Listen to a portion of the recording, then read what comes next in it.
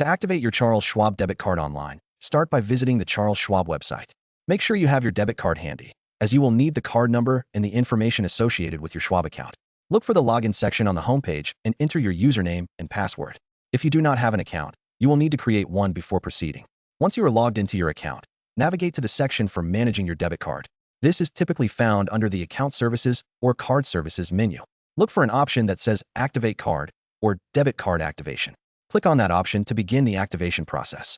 You will be prompted to enter your debit card number, the last 4 digits of your Social Security number, and possibly additional security information to verify your identity.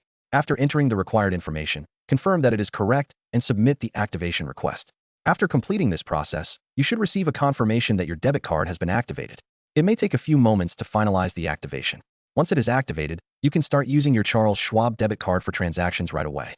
If you encounter any issues during the activation, consider contacting Charles Schwab customer support for assistance.